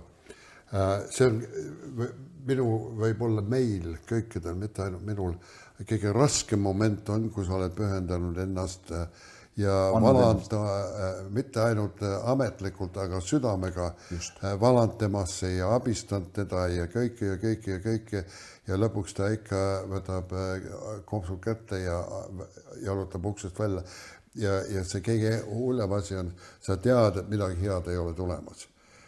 Ta võib järgmine kord, kui me kohtume, see võib olla tema oma matustel. Ja see on juhtunud, see on täpselt juhtunud mitte ainult üks kord, aga või ta on tagasi vanglas kuskil või midagi teist. Ja see nagu tõmbab süda rebinema, tõmbab pooleks. Ja väga raske, see on meie kõige raskem asi ja sa tõesti armastad selle inimest, sa tõesti tahad aidata teda. Ja muidugi ta lubab sulle kõik, ta lubab, et ei, kõik läheb korda ära, muretse, ma helistan sulle iga nädal. Nad ei tee midagi taolist. Ja on neid, ma olen matnud mehi, kes on astunud välja ja läinud. Ja sa ei saa midagi teha. Ja me proovime nii palju kui võimalik nagu eemeldada oma tunded sellest, aga see on väga raske. Kuidagi oleme ikka seotud, ikka oleme aga siin on mõned olukorrad ka, kus inimene tead, sa teed kõik, aga sa näed, et ta programmis juba ei taha kuulda, ei taha midagi, see on kergem, sest sa juba näed, et pole mõtet temaga lõpuks tuleb, kui ta ei muutu järgmise kuu jooksul, siis me tuleb teda ära saata. Wow. Mitte ainult ta käib ära, tuleb, et ta ei taha muuta. Ja siis muidugi see on kergem siis, sest et mina ei saa, mul on üks kindel asi siin, või ükskõik, see on ükskõik, kus ma olen. Sa ei saa kellegi elu ise muuta. Sa ei saa oma naise elu muuta, sa ei saa oma laste elu muuta. Sa tahad, muidugi on need, see on nimetatud ka kaassõtlus, kus sa teed kõik oma võimed, et teda muuta. Ja inimesed, emad on ennast täitsa rikkunud, ennast rohkem kui see, kes on sõltuvuses, et oma meest muuta, et oma naist muuta. Ja see on väga kardetav, see on ühel viisi ta on hullem kui sõltlane ise, sest sõltlane ise keedab oma supi valmis. Aga siis, kui keegi teine teeb selle, elab valesti ja teeb palju kahju ja siis sina, kes ei ole midagi teinud õieti, oled see, kes rikud oma elu selle üle, et teda aidata ja ta ei võta selle abi vastu nagunii. Nii et see on, mis on, ütleme, et ja tõesti, me ei saa, meil tuleb võtta vastutus enda eest, kohustus enda eest, ükskõik, ja see ei ole ainult siin programmis, see on elus niimoodi. Täpselt nii. Muidu pastorid lubavad, nad ei ole Jumala juhi, neid inimesed juhivad neid ja olukorrad juhivad.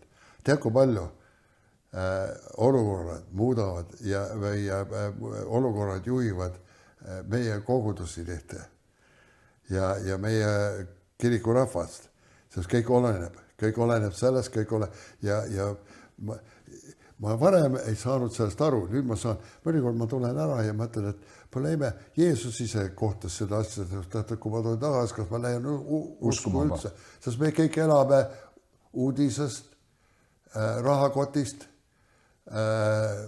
kuulsusest, võimalustest ja meie elu keerutab selle ringi ja sellepärast ma ütlen, et see kõige suurem muudatus tuleb siin, kui me allume Jumalale. Täpselt. Ja laseme nende asjadest lahti. Aga me tahame ikka olla see kuningas, kes paneb asjad paika ja siin me kamandame Jumalale ka, mis on veel lisa vaja. Ja me nimetame selle püha palveks. Ja see on üks sirkus. Teiselt poolt vaadatuna on siin Lootuse külas ju väga paljusid inimesi välja tulnud, kelle elud on tõeliselt muutunud, kes täna on Lootuse külas siin juhid, pastorid erinevates kogudustes, lihtsalt töötegijad mitmetes kogudustes. Ka meie koguduses Pärnus on Lootuse külast välja tulnud inimesi käinud. Ja nii et see tõestab seda, et tegelikult inimeste elud muutuvad ja et Jumal saab kätte inimesi teinekord sellises paigas nagu Lootuse küla, nagu te vahest ütlete, üks peatus enne põrgut. Ja et on alati lootust, nii kaua kui inimesel on kopsudes õhku ja süda lööb. Ja samas me mõistame, et see ei tule lihtsalt iseenesest, et olen siin ja teie tehke minuga. Mulle meeldib see, mida ka Tanklini laagris öeldi, et ükski programm ei tööta sinu heaks, kui sina ei tööta programmi kallal. Ja kõige viletsam programm töötab siis, kui sa... Just töötad selle kallal, absoluutselt. Ja tõsi see on. Kui keegi vaatab seda saadet siin, kus me täna suga arutleme inimeste elude muutumisest ja mis muudab meie elusid, ja ütleb, et mina tahan ka, et minu elu muutuks. Mida siis talle öelda? Me teame, et keegi on öelnud niimoodi, et inimene ei kujunda oma saatust, inimene kujundab oma harjumused ja tema harjumused kujundavad tema saatuse. Et mida tal tuleks teha? Mida tuleks tal muuta? Üks inimene on soovimas oma elu muuta. Muidugi jälle me peame selle vastutuse võtma enda peale. Võtta vastutus. Võtta vastutus ja kõige parem viis on, mina paneks need asjad kohe kirja, mis ma tahaks muuta, väga konkreetselt. Kirja omale eesmärgid, mis aladel ma tahan täpselt muutuda. Võib-olla me ei tea vastused, kuidas seda, ja siis järgmiseks ma võtaks kõik need asjad ja vaataks, mis Jumalal midagi, mis temal oleks öelda selle kohta. Mis viib meid selle palve, vihiku ja igapäevase osaduse juurde Jumalaga. See osadus Jumalaga on tohutu tähtis, sellepärast need asjad, mis sul on vaja muuta, võib-olla ei ole üldse vaja muuta. Sa ise arvad seda. Tõsi. Ja need asjad, mis sul on kirjas, võib-olla tuleks mõni asi lisada juurde. Aga see Jumalaga suhe, püha vaim õpetab, näitab meile. Kas see või olla märka, et näiteks keegi vaimulik autoriteet aitab sul kaardistada või tähelepanu pöörata mingile asjale, mida tuleks sinna nimekirja panna ka? Jaa, absoluutselt. Jaa, sest meil on see sotsiogramm. Just. Ja see on, mida me teeme. Sest kõiki asju sa ise ei näe. Jah, see sotsiogrammis teeme niimoodi, pärast me teeme niisugune märkme, mis ma olen õppinud selle, et mis mul tuleks teha nüüd. Ja, sest algusest, kui keegi ütleb midagi, ma arvan, see vihastab mind, aga pärast, kui ma lähen koju ja Jumala ees nagu palves mõtlen selle, siis mõtlen, tegelikult neil on õigus. Tõesti, mul on vale suhtumine, eks ole, aga sa ise ei märka ju seda. Ma tihti küsin inimeste käest, aga mis Jumal ütleb? Ja nad ütlevad, ei tea, ma ütlen, okei, siis mine küsida käest. Aga imelik ja see on väga imelik mulle väga võõras, aga ma saan küll aru sellest, et kui palju koguduse inimese ei oska Jumala häält kuulda. Lihtne asi, nii fundamentaalne. ta on su sõber, ta on su päästja, ta elab su seda, aga sa ei kuule. Märt, aga vahepalana, kui keegi tuleb siia lootuse külla, eks ole, ja te õpetate talle, esimene asi, sul tuleb hakata õppima kuulama Jumala häält ja ta ütleb, okei, kuidas ma seda teen? Ja seda me õpetame väga lihtsalt, et see ei ole keeruline. Seepärast ta juba kuuleb Jumala häält. Kas sa oled iga kuulnud midagi iseeneses sees räägivad sulle, tead, kas sa oled märkanud, see võib-olla ei ole niisugune tunnetus ja niimoodi.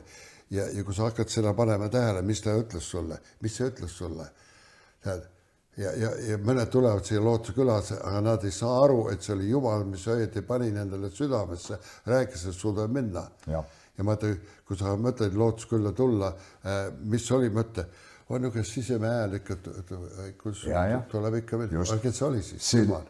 Jumal kõnetas teda, eks ole. Ja isegi inimesed, kes on pääsmata, sööas sa oled kuulnud tihti, kus mees ütles, et ma olin ühes paigas ja midagi ütles mulle sees, nagu veenus, et mine kaosid minema ja ma kargasin sealt minema ja ma ei olnud pool sekundit läinud, kui üks pomm langes sinna. Wow. Ja ütlevad, et Jumal hoidis mind. Wow. Nad kuulevad Jumala häält, aga tihti meie ei ole õppinud seda. Ja. Sul ema või koolis sai käinud, kus nad ütlevad, et nüüd me õpetame, kuidas kuulda Jumala häält. Ja see probleem on tihti on meil kogudused ka pastorid ja töötegijad, kes ei oska selle ise. Just. Ja siis nad põlevad läbi ja siis nad väsivad, sest nad teevad oma asja. Ja teevad liiga palju, võtavad oma rohkem kui peaks. Ja nad, kui nad võtaks lihtsalt Jumalat kuulda, rahune maha ja tee seda, mille Jumal käsib. Ja sellel on alati head vilja ja palju asju sulle ei vaja üldse teha, sest sa lihtsalt jooksed tormel ringi. Nii et sa pead kaardistama need alad, kus sa tegelikult vajad muutuda ja võib-olla keegi peab aitama sul üle vaadata selle nimekirja, et see on hea ja see on alati hea jagada ja rääkida. Teine asi, et siis sa võtad vastutuse, et sa jootled mingi ime lihtsalt kuskilt, ei tea, kust tuleb, vaid sa hakkad liikuma selles suunas. Ja siis sa ütled, et kuulata Jumala häält, ehk et küsida Jumala käest, kas on veel mingi ala selle nimekirjaga hakata nagu tööle, eks ole. Aga mis siis veel edasi? Mis on veel tähtsad asjad? Millised otsused või keskkond? See on, hakka sealt pihta, kus sa oled. Hakka pihta sealt, kus sa oled. Ja sest paljud on niimoodi, nad ootavad, et tead, üks maavärin tuleb või midagi, tead, taevas plahvatab või tead, üks uuel aastal hakkab pihta. Või midagi suur prohvet tuleb sulle kuulutama või midagi. Aga hakka pihta praegu, kus sa oled. Just. Sest ma mäletan, tuli ka Saakale keskuses naine ette ja ütles, et profeteeri mu üle, profeteeri. Ma mõtlen, kas sa teed juba? See oli niimoodi, et ta ütles, et ta tahtis loterii võita ja ütles, et kuule, palveta, pastor, et Jumal annaks talle numbrit teada. Ja ma ütlen, aga mis sa teeks selle rahaga? Ma annaks pool kogudusele, väga ilus. Ja siis ma ütlen, aga kas annad pool kogudusele nüüd, mis sul on? Just. Ta ütles, ei. Ma ütlen, okei, mine tee selle ennem ära, siis ma palvetan su eest, et loterii võita. Hakkad sellega pihta, mis sul on. Wow. Ja, väiksed, ükskõik mis väike asi see on. Ja siis see asi kasvab ja näed head vilja. Võib-olla üks märksõna on ka pühendumine. See on nagu inglise keeles on see commitment. Et kui sa teed ühe otsuse, see võib homme muutuda, sest täna ma tunnen suurt inspiratsiooni, homme tunnen, et tead, ei tunne nii hästi enam, aga pühendumine on see, et ma ennem ei jäta järgi, kuni ma ronin sinna Everesti tippu. Ma ennem ei jäta järgi, kuni on see programm läbi järgmine kevad. Ma lihtsalt panen selle termini paika, ma pühendun selleks ajaks, tulgusid taevast pussnuge, võib-olla ma isegi suren vahepeal ära, vahet pole, ma olen siin ja mul ei ole mingisugust nagu teist agendat, ma pühendun sellele asjale. Siin ei tule midagi arutada enam. Just. Ja, pühendumine. See on väga tähtis. Ja kui sa ütled, et ma vastutan selle asja pärast, aga kui palju mängib ka rolli see, et siin Lootuse külas olles või üldse elus terviklikult, ma töötan oma muutuse kallal, ma tahan, et minu elu muutuks, aga kui ma nüüd hakkan ise ka vastutust võtma teiste inimeste eest, et ma ei ole enam, et ma pean enda järgi vaatama, et minul on okei, aga ma vaatan kellegi teise järgi. Minu poolest ma võib-olla laseks lõdvaks ennast.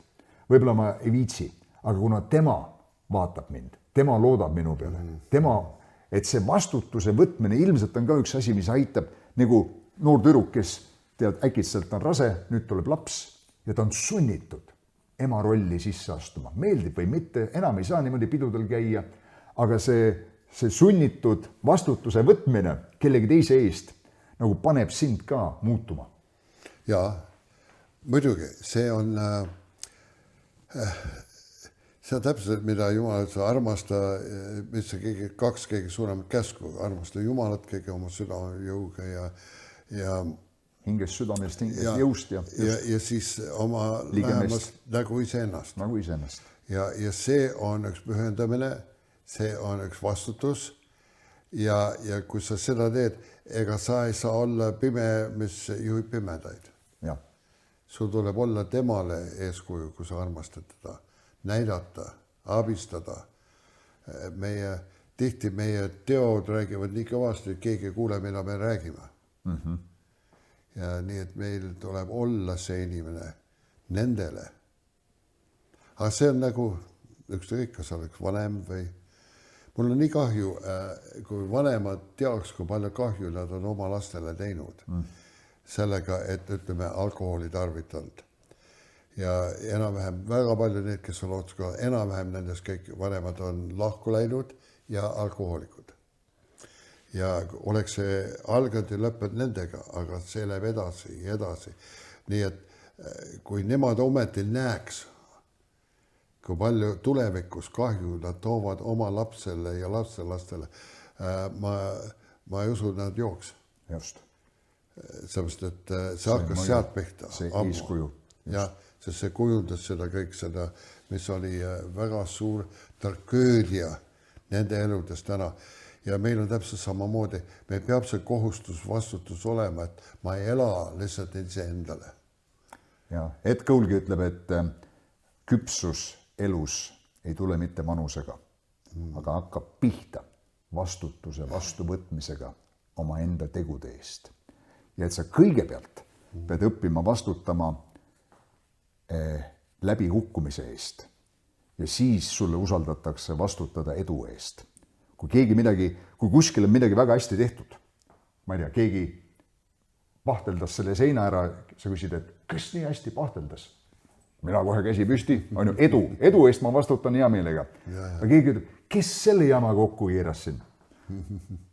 Mina ei tea midagi, eks ole. Nii et see esimene on see, et sa vastutad nagu ebaõnnestumise eest, ka oma elus või kellegi teise elus, kui sa oled vastutav, eks ole. Ja mulle meeldib see, et ta ütles, et mõned mehed selle tõttu on rohkem küpsemad 17-aastaselt kui teised 47-aastaselt. Sellepärast, et nad võtsid vastutust. Mõned on saanud täiskasvanuks ja ikkagi ei vastuta oma elu pärast. Ja siis Ed Kõul ütleb niimoodi, et ükskord, kui ta selle lause ühes koguduses ütles, et mõned mehed on rohkem küpsed 17-aastaselt kui 47-aastaselt, siis üks naisterahvas saalis oli hüüdnud 67-aastaselt. Ehk et tema oli 67 ja ikka veel ei vastutanud. Aga mida sa ütleksid, Märt, nendele inimestele, kes on püüdnud muutuda ja on ebaõnnestunud ja takerdunud jälle mingisugusesse samasse käitumismustrisse? Tahaksid muutuda, aga ei suuda midagi pärast. Aga see on see viga.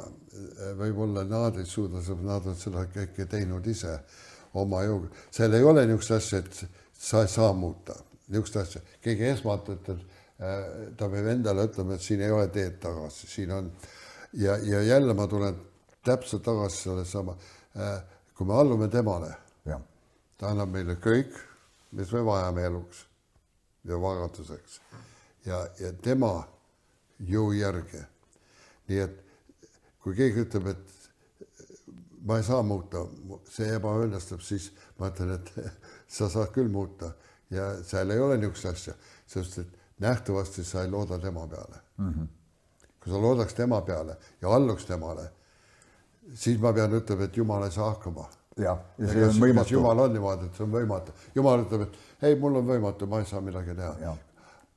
Ainult siis, kui meie käes on rool. Hästi öeldud. Jah. Aga kui me allume temale ja anname kõik üle ja tule, mis tahab, issand, sina muuda mu ole, ma olen sõnal kuulajaks sulle, ma teen seda. Siin ei ole üks asi, kus inimene saaks muuta. Amen selle peale. Ja Märt, kui ma mõtlen Lootuse küla peale selle meie intervjuu lõpus siin, ma usun, et iga koguduse inimene peaks läbi tegema selle programmi siin või tegelikult iga inimene. Ma olen selle peale tihti mõelnud. See paljastab sinu iseloomu, sa avastad, kus sa tegelikult asjadega oled. Üksi kodus olles sa võid arvata, et sa oled päris imeline kristlane ja küll sa käid koguduses, puutud kokku inimestega, kus oled 24/7 koos inimestega. See on hoopis teine tase, eks ole. Või ütleme niimoodi, mida tehakse siin Lootuse külas, see ei käi ainult sõltlastele. See aitaks meid kõiki. Ja mis sinu arust on Lootuse küla mõju või selline nagu kaudne sõnum Eestimaale? Mida Eestimaal on õppida? Mida meil on õppida Lootuse külast? Meil on, et meie võime, iga inimene, kas sõltlane või mitte, mul oli pastor, kes ütles, et ma ütlen, et ma kuulsin tema probleemid ja ma mõtlen, kuule, mees, sul tuleb Lootuse külla tulla. Üks Eestimaa pastor. Wow. Ega ma ei ole sõltlane. Ma ütlen, sa oled hullem kui sõltlane. Wow. Ja mis meil on öelda, et see on täpselt, milleks meil on nimi Lootuse küla, et iga inimesel on lootust. Eestimaal on lootust. Amen. Siin ei ole üks pimedad auku, mis neelab sind alla ja sa oled selle ohver. Et iga inimesel on lootust olemas. Ja mis see võtab, see järgmine lause on, kui sa selle kallal süstemaatiliselt teed tööd. Kui sa nemad üks päev nii ja üks jälle tead.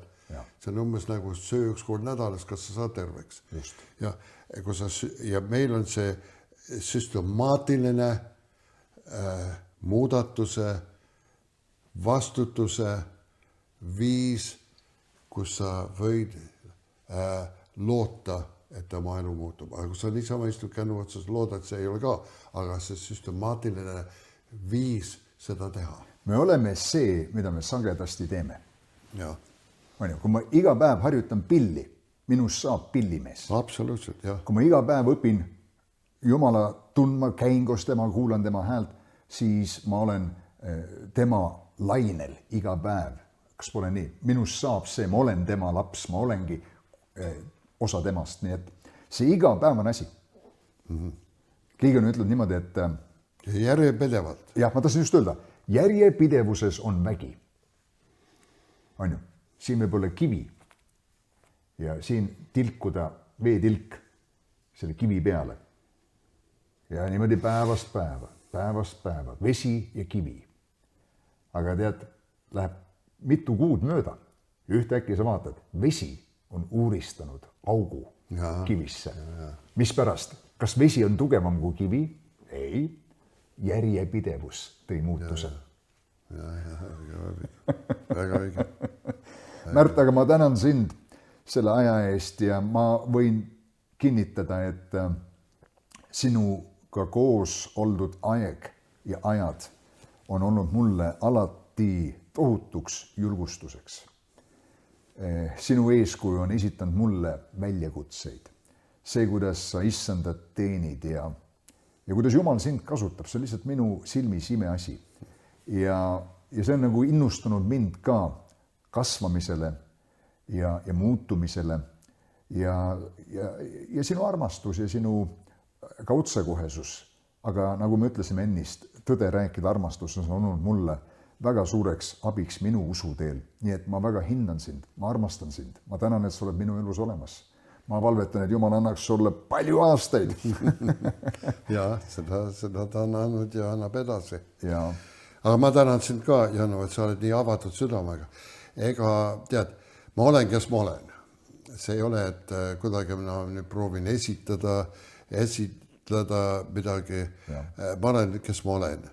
Ja see tuleb selle tõttu, kui palju ma olen osaduses Jumalaga. Amen. Ja kui ma olen osaduses temaga, kuulen tema häält, siis see kujundab minu karakterit, kes ma olen ja nüüd see ei ole, et ma midagi õppisin täna ja nüüd panen selle pähe ja lähen proovin seda välja elada.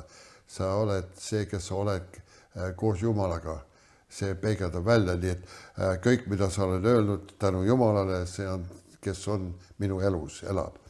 Aga sulle nii palju, et kõik ei küsi neid küsimusi, kõik ei otsi neid küsimusi ja mina, mis julgustab mind, et sa oled nii uudishimulik. Ma tahan teada. Õigel viisil, sa tahad teada, sa küsid ja sa oled mitte ainult küsid ja midagi täita oma pähe, aga ma näen, et sa tahad, see on see, mida sa ise tahad elada välja. Täpselt samal viisil. Ja kui ma olen sulle selle suhtes julgustava ja sa teed seda, sul on ainult head ees. Ainult head. Ja sa oled avatud. Amen. Avatud süda. Avatud ma ei huvitu ainult sellest, et lava peal bänd mängib ja neil läheb hästi. Ma tahan teada, kuidas nad said nii heaks. Mida nad eesriide taga teevad. Mida nad iga päev teevad. Aga Märt, suur tänu sulle. Ja, kuule. Palju õnnistusi sulle. Amen.